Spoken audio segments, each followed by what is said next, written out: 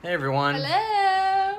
Madison and I are currently in St. Louis, Missouri, visiting my brother and his wife. He is in medical school here, and she is currently looking for a job as a PA. She just graduated from PA school. So they live here. It's really pretty here in St. Louis. It's a really nice day, maybe 70 degrees outside and sunny. And we are in their little sunroom, you can see. Dun-dun-dun.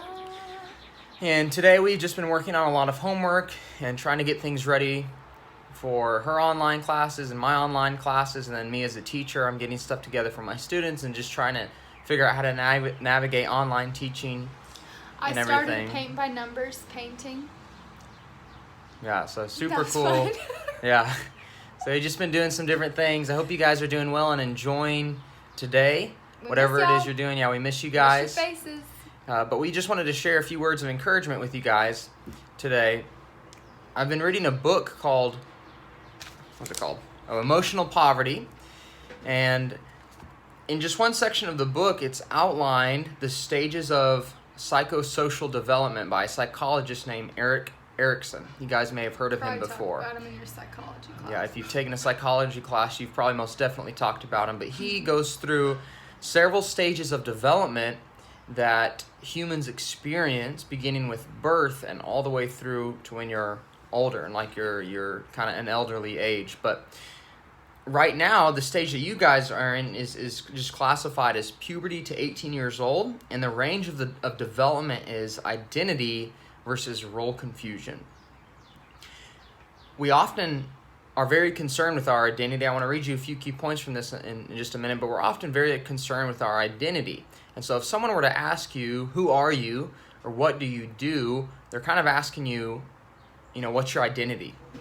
And so for me, as an example, if someone asks me, who am I or what do I do, I'd of course tell them I'm a Christian, I'm a teacher, I'm a coach, I'm a husband, I'm 1/4 of a youth minister, I'm lots of things. I'm a brother, I'm a son, Friend. I'm a friend, I'm an uncle, different things like that. That makes up my identity. And at this point in my life, I'm confident in who I am. Not only because I'm a Christian, I'm confident in Christ, but I'm happy with the job I have. And just all these things that make up who I am. I'm happy about that. But for a lot of people in this world, there can be confusion about who they are. What's their identity? So let me just read you guys a few of these points for the stage that teenagers are in for identity, this idea of identity versus role confusion. This is what it says. The key question is, how am I seen by others? Or how do others view me? There's a phase where there is a need for recognition from the outside, but the most important thing is the recognition from your peers. The goal is to find your own identity through the negation of generally accepted values and norms. Basically, you just want to fit in. That's the idea. So that's the idea of this phase of identity versus role confusion, really focusing on being able to fit in and figure out who you are and want to feel like you're accepted by your peers. And so for you guys, I want you to consider your identity. And is who you are, is it driven by your peers and their view of you, or is it driven by your view of yourself in Christ? What do you think? Yep. Well, I think it's important to recognize what stage of development you're in, because if you're developing in an area, that means you're not strong in it, and it means if you're not careful and you're not paying attention and you're not aware, then you're vulnerable. And I think Satan is good at coming in and attacking us where we're vulnerable. And I know, like, when I was a teenager and in high school, that was a big struggle for me. It was fitting in with my peers and what's fun to do right now versus, as a Christian, what should I or should I not be doing? And you start, getting into relationships too. That's a big thing there, because that's that becomes really important in your teens as well. Some things to look out for and be aware of. And I had something to say. Hold on, it's gonna hit me because it was really good. Maybe we'll come back to her.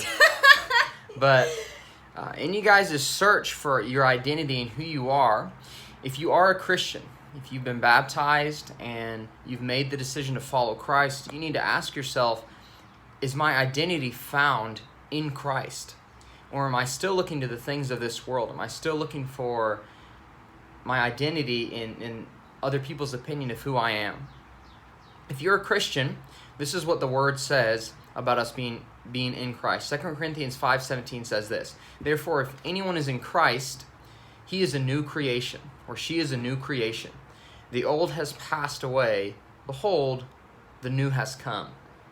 What does it mean by the old has passed away? Well, everything in your former life that you once desired, and some of those things, even as Christians, we still desire, but we're leaving those things behind. The old has passed away. My desire to just want to be popular with my friends and do whatever they want me to do, or my desire to just please myself, or my desire to look better than other people.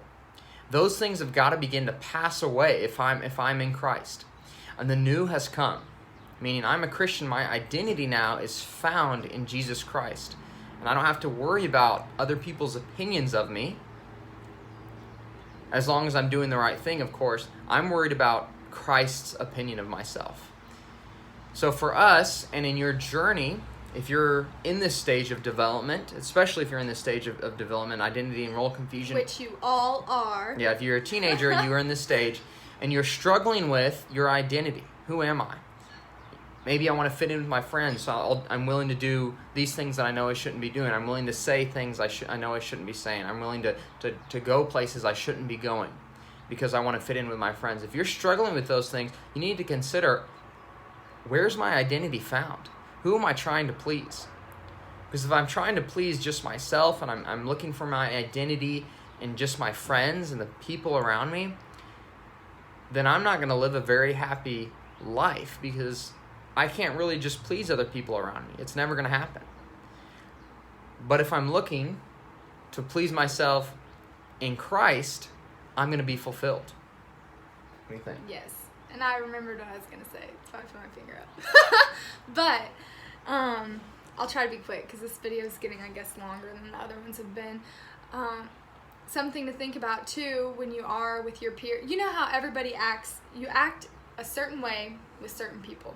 I act different when I was in my internship in the Shelby County schools than I do when me and Kendall go on a date, than I do with my parents, than I do with my friends. You know, you have kind of like your identity changes depending on who you're with. Maybe not necessarily your identity, but maybe the way you act changes depending on who you're with.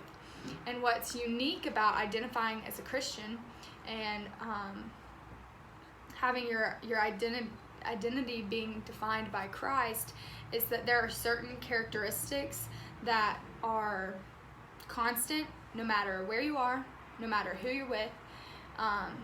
It's not I act like a Christian when I'm at church. And then forget about all that when I'm with my friends, or forget about all that, when I'm playing football or video games or something. It stays. Those things stays. I'm a Christian at work. I'm a Christian at church. I'm a Christian with my friends. I'm a Christian when I speak to my parents and respect them, So it's important to think about, while you're trying to sort out this whole identity thing. If I am a Christian, what does Christ say that means about who I am and how I should be all the time? There's a ton in the Bible about that. We could talk to y'all for 24 hours about who Christ says we are. So be encouraged by those thoughts. And I'm going to leave you guys with this verse today. It says in Galatians 2:20, I have been crucified with Christ, and it is no longer I who live, but Christ who lives in me. And the life I now live in the flesh, I live by faith in the Son of God who loved me and gave himself for me.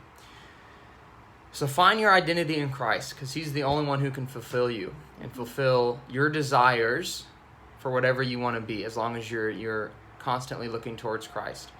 So that's our thoughts for today. I hope you guys have a fantastic week. And I have one more thing. Oh, go ahead. Sorry.